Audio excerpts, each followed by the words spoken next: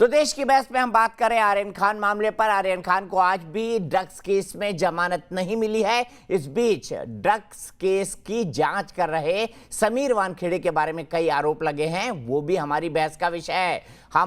मैं अपने पूरे पैनल को इंट्रोड्यूस करता हूं। मेरे साथ राम कदम बीजेपी के नेता मौजूद हैं, मेरे साथ Umakant Mishra farmer director NCB के मौजूद हैं, मेरे साथ हैनिक बाफना जो कि एक विटनेस रहे इस पूरे मामले में वो मौजूद हैं, doctor Seema Malik national spokesperson NCP मौजूद हैं, इंडिया डिसूजा एक्टर वो मौजूद हैं और तहसीन पूनावाला पॉलिटिकल एनालिस्ट वो मौजूद हैं। लेकिन सबसे पहले विश्वास बागड़े छिंदवाड़ा से मेरे एक दर्शक जुड़ गए हैं। विश्वास जी, क्या कहना चाहेंगे इस पूरे मामले पर? नमस्कार दीपक सर, मैं आपका बहुत बड़ा फैन हूँ। शुरू से मैं आपको फॉलो कर रहा हूँ और मैं आपसे बेबाकी से कह सकता हूं कि कहीं ना कहीं दो सवाल दिलों में आते हैं कि क्यों बॉलीवुड को हमेशा से निशाना बनाया जा रहा है इन सारी चीजों पे। क्या चीजों को डाइवर्ट की जा रही है, क्या चीजों को डाइल्यूट किया जा रहा है। तो ये एक बहुत बड़ा सवाल आया है। हम आप जैसे लोगों को देख के बेबाकी से आज बोल सकते हैं कि आज जो किरण गोस्वामी के जो बॉडीगार्ड था उसने जिस तरीके का स्टेटमेंट दिया, फिर इसके पहले अभी जो गवाहदार थे उन्होंने दिया, सैम, ये कौन है? हमको क्यों डाइवर्ट कर रहे हैं सर? हमको हमारे देश के माननीय कोर्ट पे और देश के न्याय व्यवस्था पे विश्वास है। ठीक है विश्वास जी, बहुत बहुत शुक्रिया। लेकिन मैं सबसे पहले सीधे उमाकांत मिश्रा जी के पास चलूंगा। उमाकांत जी, जब इस तरह के डाउट्स क्रिएट हो जाते हैं, जब इस तरह के आरोप लग जाते हैं, उसका केस पर क्या असर पड़ता है और क्या आपको इन पूरे चीजों के विश्लेषण के बाद लगता है कि मामले में कहीं कोई गड़बड़ है?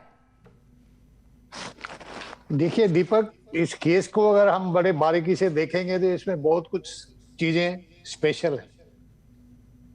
सबसे बड़ी बात तो एक जो इंफॉर्मेशन आया है वो पहले किसी पॉलिटिकल पार्टी से अगर जुड़ा हुआ होता है तो पहले ये पता था या नहीं था ये कहना मुश्किल है। लेकिन सबसे बड़ी यूनिक बात है कि मान लीजिए एक पॉलिटिकल पार्टी वाला अगर कोई खबर दिया तो बहुत अच्छा किया, देश हित का काम हुआ। लेकिन इसमें दूसरी बात ये जो है कि भाई जो विटनेस को या ये को अगर कुछ उसी में अगर कोई हैंडलिंग में या कोई उसी में जो बहुत ज्यादा अगर फ्रीडम मिला या वो अगर बात की अगर हम करें तो उसमें कुछ बातें ठीक है, कुछ बातें गलत है। बातें जो ठीक है कि विटनेस जो बार बार ये आता है आपके चैनल में, बाकी सब चैनल में, कि ये विटनेस वहां कैसे मौजूद था, वो विटनेस फोटो कैसे उठा रहा था, इसका कोई मायना नहीं रखता। क्योंकि गवाह जब वो पंचनामा का प्रोसीडिंग होता है शुरू से लेके आखिरी तक उसको रहना पड़ता है। किसी ने ये भी बोला कि नहीं वो आर्यन खान साहब के साथ कैसे घुसा अंदर, अरे वो तो सब साथ में जा रहे हैं, वो भी घुसे, उसी में कोई ये नहीं। अगर ये उस फ्रीडम का अगर लेके उनने अपना कोई उल्लू सीधा करने के लिए कोशिश किया तब तो वो निंदनीय है। दूसरी बात है, इंफॉर्मेशन देके कोई केस को इन्वेस्टिगेट कराना इज वेरी गुड। वो कोई भी आ सकता है, हम तो इंटेलिजेंस एजेंसी जितना है वो तरह तरह के वजह से तरह तरह के मोटिव वाले लोग आते हैं और खबर देते हैं। यही काम वो एनसीपी की भी कोई कर सकता है, यही काम कांग्रेस का भी कोई कर सकता है, इसमें कोई बुरी बात नहीं है, बहुत अच्छी बात है।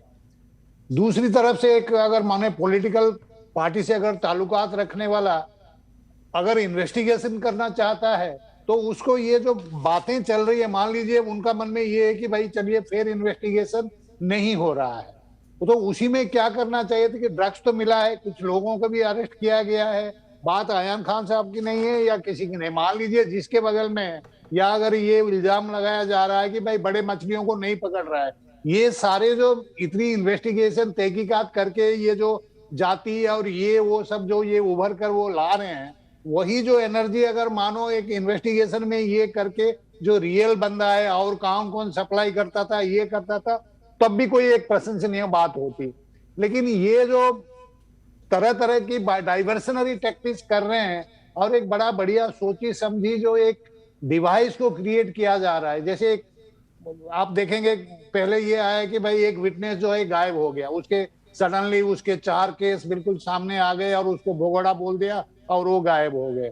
दूसरे विटनेस साहब आ रहे हैं 20-22 दिन के बाद, वो कह रहे हैं कि भाई मैं जो है मेरे से 10 कागज खाली साइन किए गए, इंडिपेंडेंट विटनेस है, वो अगर ये बोलते हैं तो उसको तवज्जो देना पड़ेगा और उसको इंक्वायरी करना पड़ेगा। लेकिन उसके बाद जो कह रहे हैं कि नहीं मैं किसी को कहते हुए सुना, ये बड़ा मायने इसीलिए रखता है कि ये एक गवाह ये है जो अपनी पर्सनल नॉलेज जो है उसके साथ कुछ मनगढ़ंत बात या कुछ कही सुनी बात को जोड़ रहे हैं ताकि वो क्रेडिबिलिटी पता करे। इसका दो फायदा उनको होगा, जो भी सोच समझ के वो ठीक है। किए हैं। एक तो इमीडिएटली बेल के ऊपर क्या प्रभाव पड़ेगा नहीं पड़ेगा ये कह पाना मुश्किल है, लेकिन बेल के ऊपर भी प्रभाव पड़ सकता है। दूसरा, अगर 1 महीना भी नहीं हुआ, 1 महीने के अंदर अगर एक गवाह आके एक रिकवरी प्रोसीडिंग्स के ऊपर अगर सवाल खड़ा करता है तो बाकी की जो कॉन्सिक्वेंशियल प्रोसीडिंग्स है उसके ऊपर भी वो अपना एक ठीक है, शक पैदा करने मैं की इसी कोशिश बात को कर रहे हैं। एंड्रिया के पास तो ले चलता हूँ। एंड्रिया, मुझे बताइए, आप एग्री करती हो उमाकांत जी से कि सवाल खड़े हो रहे हैं इस पूरे मामले में? बताइए।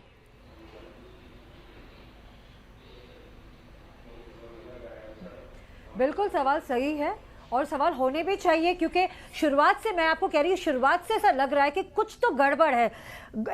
केवी गोसावी का होना, मनीष भानुशाली का होना, उसके बाद फैचर पटेल जो कि पंचनामे में एक दोस्त का होना, ये कोई मायने नहीं रखता है। एनसीबी के ऑफिस में ये सारे लोग कर क्या रहे थे उस दिन?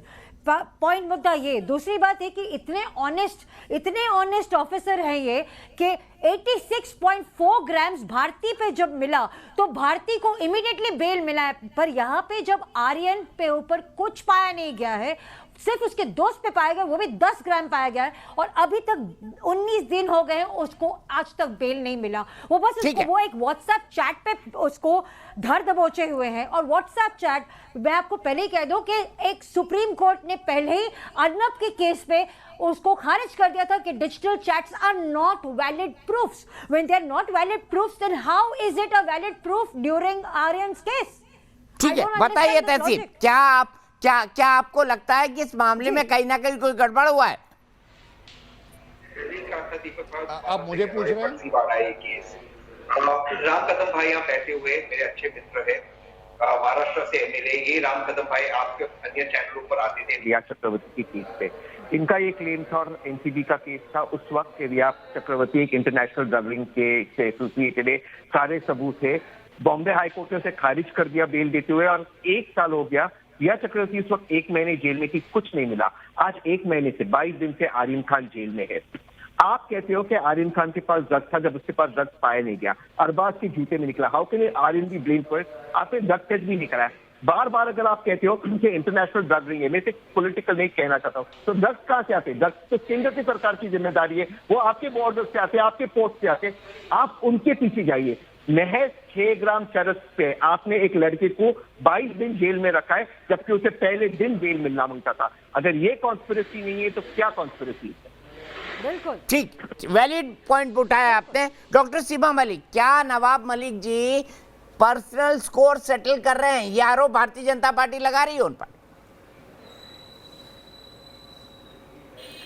देखिए, आप शायद आप मुझे काफ़ी देर बाद आपने मुझे बोलने का मौका दिया है, तो 1 मिनट दीजिएगा मुझे बोलने के लिए।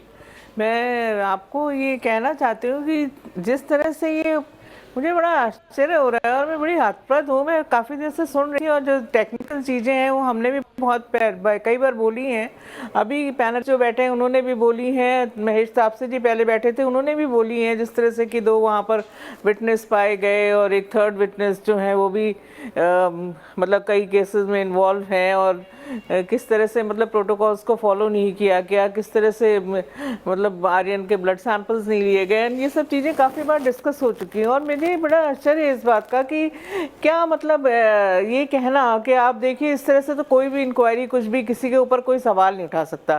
क्या लोकतंत्र में अगर हम किसी एक ऑफिसर पे कोई सवाल उठाते हैं तो उसके लिए दो बीजेपी के, मैं राम कदम जी को बड़ी रिस्पेक्टफुली कहूँगी, वो शुरू से ही मतलब ये कह रहे हैं कि वो एक ईमानदार ऑफिसर है, तो आप उन पे सवाल क्यों उठा रहे हैं? देन कुछ उनकी वाइफ कहती है कि मैं विमेन हूँ तो मेरे पे क्यों सवाल उठा रहे हैं। और ये जो दूसरे जो 3rd विटनेस थे फ्लेचर जो भी, वो कहते हैं कि मैं तो एक पूर्व सैनिक हूँ तो मेरे पर क्यों सवाल उठा रहे हैं। तो इस तरह से तो मतलब फिर कोई कुछ भी हो ही नहीं सकता है, क्योंकि कोई विमेन होगा, कोई पूर्व सैनिक होगा, कोई ऑफिसर होगा।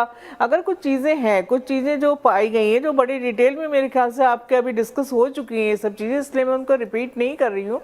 जिस तरह से मतलब चीज़ें हुई हैं, जो डेवलपमेंट्स हुए हैं, तो उन पे क्या अगर सवाल उठाना कोई गलत चीज़ तो है नहीं। अगर उनके कोई ऑब्जर्वेशंस है नवाब मलिक साहब के, ठीक है, तो उन्होंने दिए हैं और विद द प्रूफ दिए हैं, और अगर उनको कुछ ऐसा लगता है कि ये गलत है तो उनको आंसर करना चाहिए इन चीज़ों का। आप देखिए, ठीक है। राम कदम साहब बताइए, अगर नवाब मलिक साहब तो हम एनसीबी पे सवाल नहीं उठाते हैं। बताइए। सवाल उठाने पर मतलब ऐसे तो कुछ भी नहीं हो पाएगा कंट्री में, क्योंकि कोई कुछ है, कोई वुमेन है, कोई कुछ है, तो उस पर कुछ आप सवाल ही नहीं उठा सकते। आप बहन सुन लीजिएगा, सवाल उठाने पर किसी को कोई आपत्ति नहीं जी, पर सवाल उठाने का तरीका बीवी, बच्चे और परिवार तक पहुंचना, और केवल मेरे दामाद को जेल में क्यों डाला, इस बात को लेकर बदले के भाव से अलग अलग बिंदु ऐसा उन्होंने कभी नहीं कहा, कहानी खड़ी करना। I don't agree with you. बहन यू में आप मेरी बात पूरी देखिए, मैं तो बहुत देर से सुन रही हूँ, मैं ये बातें बहुत बार सुन चुकी हूँ, पर मैं आपको ये बात कहना चाहूंगी कि जब तक उनके दामाद जो थे उन्होंने कोई सवाल उठाया ही नहीं था उसके ऊपर। आपको ये बात भाजपा का प्रवक्ता करके नहीं, ये देश के जनता की मन की बात है।